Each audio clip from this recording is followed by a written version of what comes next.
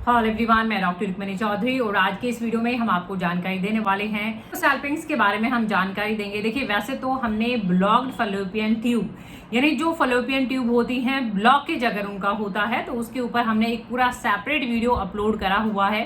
Block Fallopian tube जो कि infertility को लीड करता है, जिसकी वजह से आप कंसीव नहीं कर पाती हैं। तो आज का हमारा पर्टिकुलर टॉपिक है हाइड्रोसैलपिंग्स, यानी एक ही तरह का ये ट्यूबल ब्लॉकेज है जो कि इनफर्टिलिटी को अगेन एक लीड करता है। तो आज के पूरे वीडियो में हम जानकारी देने वाले हैं कि हाइड्रोसैलपिंग्स क्या कंडीशन है, कैसे ये होता है, क्या इसके पीछे वजह है, कारण की हम बात करेंगे, जांचों की हम बात करेंगे, कौन से टेस्ट जरूरी होते हैं, एलोपैथिक में हम सर्जरीज की भी बात करेंगे, टेस्ट टेक्नोलॉजीज के बारे में भी हम बात करेंगे और बेस्ट इफेक्टिव होम्योपैथी मेडिसिन की। तो पूरी जानकारी के लिए आपको पूरा वीडियो जरूर देखना है। शुरू करते हैं। सबसे पहले हम बात कर लेते हैं हाइड्रोसैलपिंग्स के बारे में। क्या कंडीशन है, व्हाट इज हाइड्रोसैलपिंग्स? हाइड्रोसैलपिंग्स एक ऐसा कंडीशन है, एक ऐसा कह सकते हैं काइंड ऑफ ट्यूबल ब्लॉकेज है।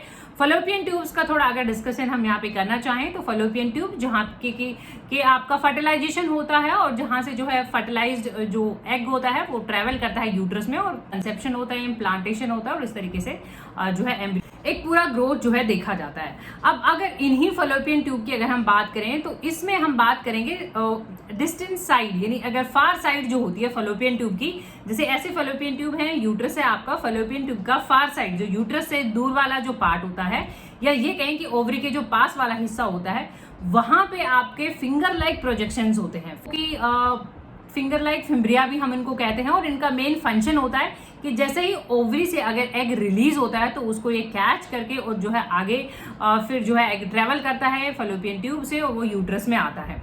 तो इस वाले हिस्से का, यानी कि जो हिस्सा यूट्रस से दूर की साइड है, फार साइड है, उस हिस्से में अगर फ्लूइड एक्यूमुलेशन हो जाए, वहां पे इकट्ठा हो जाए, एक तरह से ये कह सकते हैं लिक्विड सा, तो उसको जो है हम हाइड्रोसैलपिंग्स कहते हैं। हाइड्रो का मतलब यहाँ पे जो है लिक्विड से है और सैलपिंग्स यानी कि आपकी फलोपियन ट्यूब।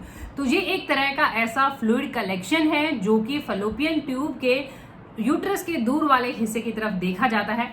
अब आप समझ सकते हैं कि इसमें अगर देखिए यहाँ पे जो कि रिसीव करने वाले थे एग को, उस हिस्से में पानी सा भर गया है, ये कहें फ्लूइड एक्यूमुलेशन हो गया है, तो वो फिंगर लाइक जो प्रोजेक्शंस थे वो स्टिक हो जाते हैं, आपस में चिपक जाते हैं और वो एग को रिसीव नहीं कर पाते हैं। और एग को रिसीव ही नहीं करेंगे तो आगे वो फलोपियन ट्यूब में भी नहीं जाएगा और फर्टिलाइजेशन नहीं होता है, यानी आपको प्रेगनेंसी आती हैं, डिफिकल्टीज आती हैं।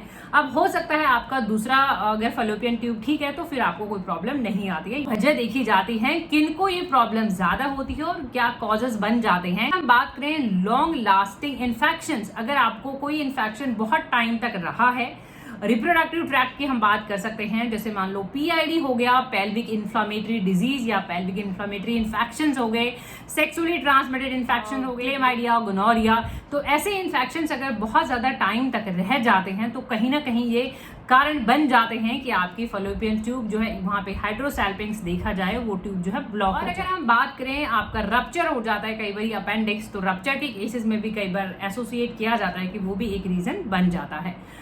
काफी सारे रिप्रोडक्टिव ट्रैक्ट के इन्फेक्शन हो सकते हैं, लॉन्ग लास्टिंग अनट्रीटेड इन्फेक्शन हो सकते हैं, यानी ऐसे इन्फेक्शन जिनका आपने इलाज नहीं कराया है। साइन और सिम्टम्स की हम यहाँ पे बात लक्षण होते हैं अगर आपको हाइड्रोसैलपिंग्स देखा जाता है। लक्षणों की बात करें तो कोई लक्षण होते ही नहीं है, यानी कि सिम्टम्स इसमें देखे ही नहीं जाते हैं।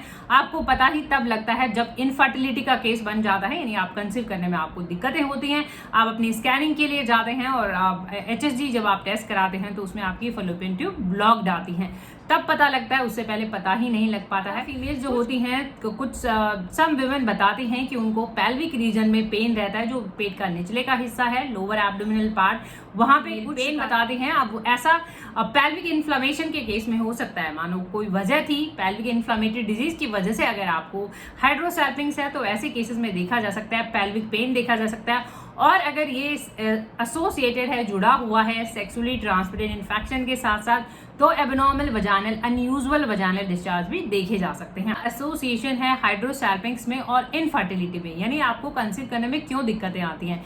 जैसा कि हमने स्टार्टिंग में भी बताया था कि आपकी फलोपियन ट्यूब का जो सबसे आगे वाला हिस्सा भी हम कह सकते हैं, ये यूट्रस से जो बहुत दूर होता है, ओवरी के बिल्कुल पास होता है, फिंगर लाइक प्रोजेक्शंस होते हैं और वो एग्स को रिसीव करने के लिए, एक तरह से कैच करने के लिए जब ओवरी से एग रिलीज होता है, अब जैसे ही वहां पे फ्लूइड एक्यूमुलेशन होगा वो आपस में चिपक जाते हैं और वो एग को रिसीव नहीं कर पाते हैं। अब एग रिसीव ही नहीं हुआ है, आगे उसने ट्रेवल नहीं करा है, तो ऑब्वियस ही बात है प्रेगनाइजेशन ही नहीं हो पाता है, तो दिक्कतें आ सकती हैं। अब हो सकता है आपका दूसरा साइड ओपन हो, फैलोपियन ट्यूब अगर एक साइड भी ओपन है तो आप कंसीव कर सकते हैं, उसमें कोई कॉम्प्लिकेशन नहीं देखे जाते हैं, तो अगर आप कर लेते हैं।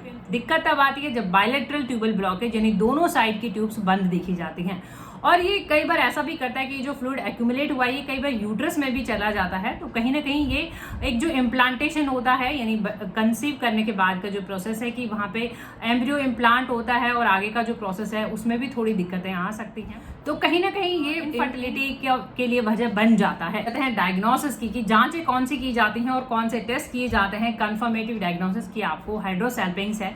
देखिए HSG होता है, बेसिक जो टेस्ट है दैट इज HSG आपका हिस्ट्रोसैल्पिंग है, एक तरह का स्पेशल एक्सरे है जिसमें डाई दिया जाता है, तो उसमें डिस्टेंडेड आपकी फैलोपियन ट्यूब देखी जाती हैं, यानी एक तरह से उभरी हुई, क्योंकि वहां पे फ्लूइड एक्यूमुलेशन है तो डिस्टेंडेड सी वो देखी जाती हैं, ये आप देख सकते हैं।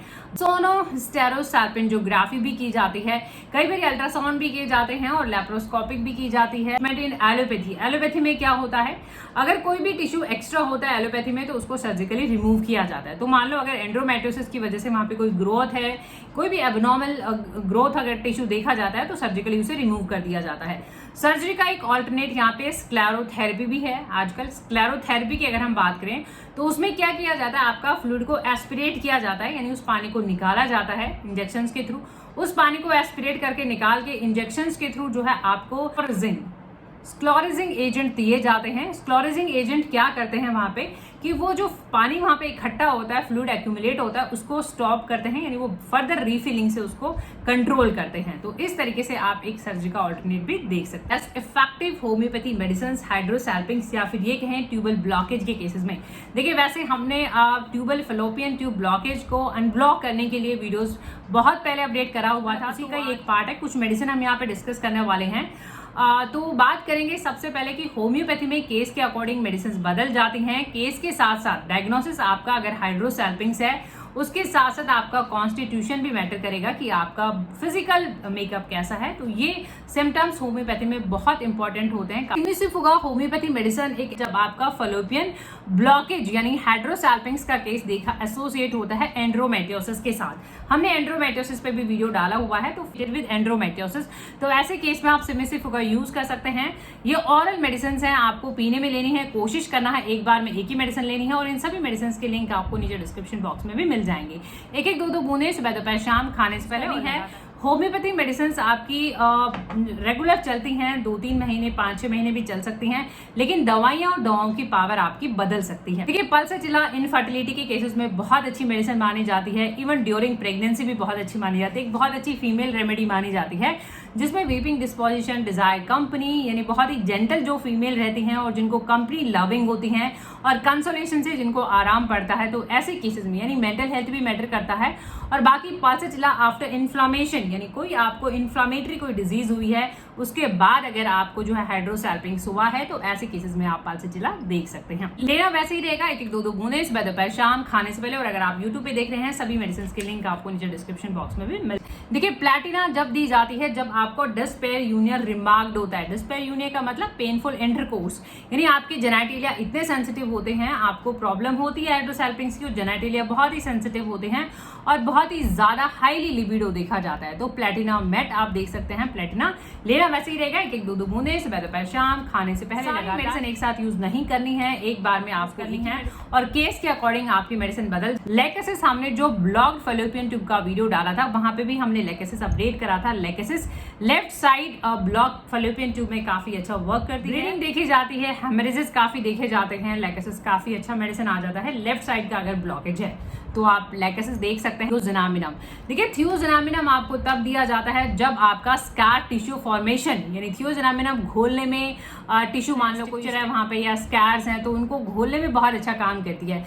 थियोजेनामिनम की ये टैबलेट है, तो अगर आपको लिक्विड फॉर्म में मिल जाए तो एक दो बूंदे, टैबलेट में है तो 2-2 3-3 गोलियां दिन में 2-3 बार खाने से पहले देख सकते हैं। एफ भी आता है REPL 41, ये ड्रॉप फॉर्म में पीने का 10-15 ड्रॉप 2-3 चम्मच गुनगुने पानी में आप देख सकते हैं। 4 की 3x टैबलेट भी देख सकते हैं। तो ये सभी मेडिसिन डिपेंड करेंगे कि आपका कॉज क्या है, ट्रीटमेंट हमेशा कॉज पे भी डिपेंड करता है, सिम्टम भी आपके कॉज पे डिपेंड करते हैं। आपकी मदद कर सके, वीडियो आपको इन्फॉर्मेटिव लगे, वीडियो से आपकी मदद हो रही है तो प्लीज आप वीडियोस लाइक करें, शेयर करें, चैनल पे नए हैं तो चैनल को सब्सक्राइब करें, बेल आइकॉन घंटी जरूर दबाएं अपडेटेड रहने के लिए। Thank you for your time, keep watching, keep supporting, thank you so much.